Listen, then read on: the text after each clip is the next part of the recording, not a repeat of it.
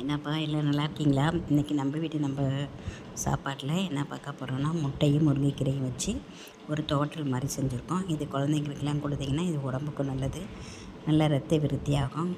பசங்களும் கீரை சாப்பிடாத பசங்களும் இந்த மாதிரி முட்டையை போட்டு கொடுத்தீங்கன்னா சாப்பிடுவாங்க. அது சாப்பிடவும் நல்ல டேஸ்ட்டாக இருக்கும். நாங்கள் எங்கள் வீட்டு ஸ்டைலில் செஞ்சுருக்கோம். நீங்கள் எப்படி செய்வீங்கிறத கமெண்ட் செக்ஷனில் தெரிவிங்கப்பா. ஃபஸ்ட்டு என்ன பண்ணோம், இதுக்கு தேவையானது ஒரு 3 முட்டை போட்டிருக்கோம்.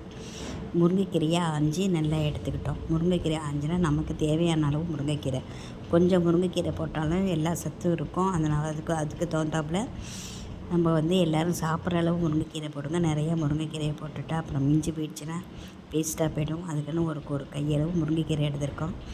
அதை கழுவி ஒரு வச்சுருக்கேன். இப்போ எண்ணெயை ஊற்றி கடுகு உளுத்தம் பருப்பு போட்டோன்னா அது நல்லா பொரிஞ்சதுக்கப்புறமா 2 சின்ன வெங்காயம் கட் பண்ணி வச்சுருக்கேன். வெங்காயம் போட்டு எவ்வளோ வெங்காயம் போடுறோமோ அவ்வளோ டேஸ்ட்டு கொடுக்கும். எங்களுக்கு வெங்காயம் பிடிக்குங்கிறதுக்காக வெங்காயம் கொஞ்சம் கூடவே போட்டிருக்கோம்.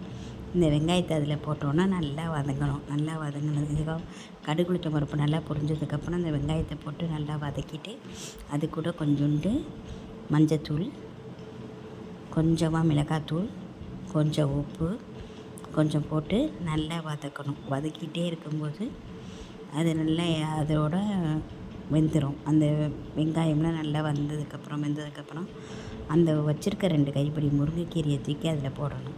முருங்கைக்கீரை எப்பொழுதுமே நாங்கள் மரத்தில் உடைக்கிறதுனால நம்ம தேவைக்கு எவ்வளவோ அதுக்கு தகுந்தாப்புல நாங்கள் உடச்சிக்குவோம். அதே நீங்கள் கீரை ஒரு கட்டு இப்போ 20 ரூபா 40 ரூபாய்க்கு வாங்கும்போது எடுத்து அதை 3 விதமாக செஞ்சுக்கலாம். கீரை போட்டு அடக்கி போடுறதா இருக்கட்டும், கீரை கூட்டு வைக்கிறதுக்கு இது மாதிரி முட்டையில் செஞ்சாலுமே நல்லாயிருக்கும். வெங்காயம் போட்டு மிளகாத்தூள், உப்பு, மஞ்சத்தூள் போட்டு நல்லா வதக்கிட்டு அதுக்கப்புறம் அந்த கீரை அலசி வச்சுருந்த கீரையை நல்லா தண்ணி இல்லாமல் நல்லா வடிகட்டிக்கோங்க. ஏன்னா கீரையை வடிகட்டிட்டு அதில் போட்டு நல்லா வதக்கினோம்னாவே அதிலே வெந்துடும். அப்படி ஒரு சில கீரைகள் வேவாட்டினா அதில் லேசாக 2 தண்ணி தெளித்தோம்னா போதும். ரொம்ப தண்ணியை ஊற்ற வேண்டியதில்லை.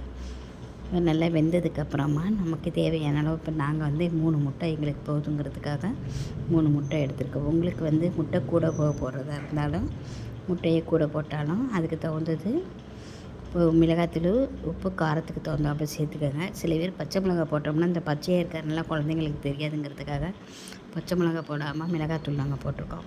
போட்டுட்டு நல்லா இந்த கீரை வெந்ததுக்கப்புறமா இந்த முட்டையை உடச்சி அதில் ஊற்றணும். முட்டையை உடச்சி ஊற்றணுன்னா நல்லா வதக்கினோம்னா அந்த இதுவும் சரியாக வந்துடும். முட்டையும் அந்த முருங்கைக்கீரையும் ஒன்றா ஆகி வந்துடும். இது பிள்ளைங்களுக்கு சாப்பிட்ற இப்போ கீரை சாப்பிடலை, கீரை பிடிக்காது அப்படிங்கிறவங்களுக்கு கொடுத்தா கூட நல்லா டேஸ்ட்டாக இருக்கும். சாப்பிடவும் உங்களுக்கு நல்லாயிருக்கும். அதில் நிறைய விட்டமின்ஸ் முருங்கைக்கீரையே அடிக்கடி நீங்கள் சேர்த்துக்கலாம். முருங்கைக்கீரையில் அது கொண்ட சத்துக்கள் அதிகமாக இருக்குது. கீரை கொஞ்சம் வெந்ததுக்கப்புறம் லைட்டாக தண்ணி தெளித்தாவே போதும். முருங்கைக்கீரை சீக்கிரமாக வெந்துடும். இந்த மாதிரி செஞ்சு டிஃபனுக்கு சாப்பாடுக்கு கொடுத்தீங்கன்னா நல்லாயிருக்கும். பூண்டு வெங்காயம் போட்டு புளிக்குழம்புக்கு எந்த குழம்புக்கு கொடுத்தாலுமே நல்லாயிருக்கும். நீங்கள் இது மாதிரி செஞ்சு பார்த்துட்டு சாப்பிட்டுட்டு எப்படி இருக்குங்கிறத இந்த கமெண்ட் செக்ஷனில் தெரிவிங்க.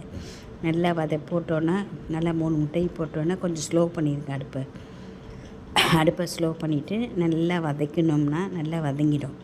இந்த முட்டை முறுக்கீரையுமே நல்லா ஒன்றா சேர்ந்துடும். இது பார்த்திங்கன்னா ப்ளட்டு நல்லா ஊறுதுன்னு நல்லா இந்த பக்கம் கிராமத்து பக்கம் உள்ளவங்க அடிக்கடி இந்த மாதிரிலாம் செஞ்சு சாப்பிடுவாங்க. ரத்த விருத்திக்கு இந்த முருங்கைக்கீரையும் முட்டையும் நல்லா உதவி பண்ணும். 2வது 2 பொருளுமே எளிதில் கிடைக்கக்கூடியது தான்.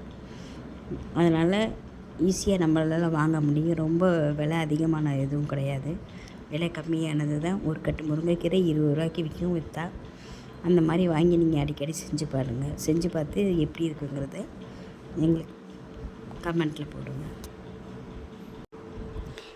இது சாப்பாடோடு சாப்பிடும்போது நல்லாயிருக்கும்.